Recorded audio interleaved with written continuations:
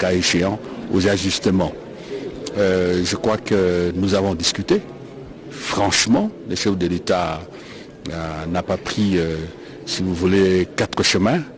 Il a posé les problèmes réels. Le Rwanda, l'M23, qui se moque éperdument de la communauté internationale, de l'EAC, des chefs d'État qui se réunissent, qui prennent des décisions. Et le chef d'État, le président de la République, le président Tshisekedi, n'a pas mâché ses mots. Il faut condamner, il faut sanctionner et il faut absolument que l'M23 cesse les hostilités contre les FARDC, les troupes de la MONUSCO, se retirent.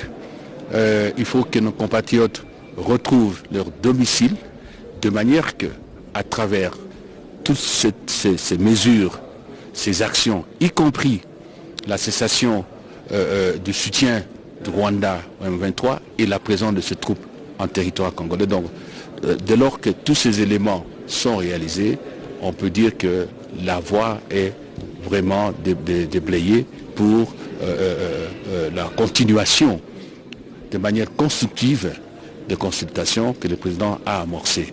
Et pour aussi qu'au niveau régional, les gens se parlent en toute franchise, de manière à planter les décors, les piliers d'une paix durable.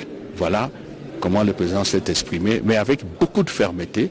Et bon, on a réagi également, je ne reviens pas sur ça.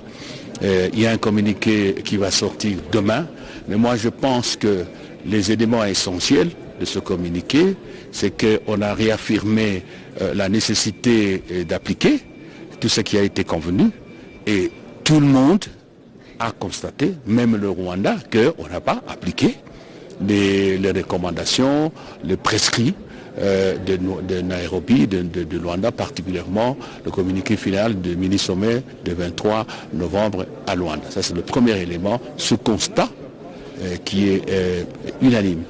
Deuxièmement, tout le monde considère qu'il faut absolument que l'M23 cesse les hostilités, se retire. Évidemment, le Rwanda a sa compréhension, et que par la suite, on puisse réunir les conditions de cantonnement.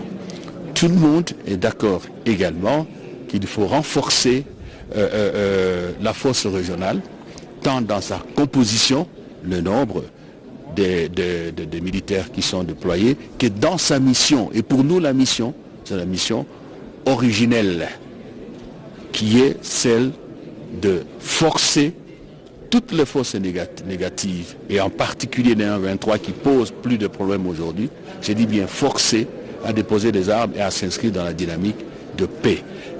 Un élément qui est nouveau, parce que tout cela on a déjà entendu, c'est que les chefs d'État se sont mis d'accord, cette fois-ci, pour que le président Lourenço notifie les décisions du sommet des chefs d'État au M23 et leur fasse comprendre que si ce n'est pas exécuté, ils n'auront qu'à s'apprendre à eux-mêmes, et dans cette tâche, il va travailler en collaboration avec le président Uhuru. Ça, c'est une nouveauté qu'il faut noter.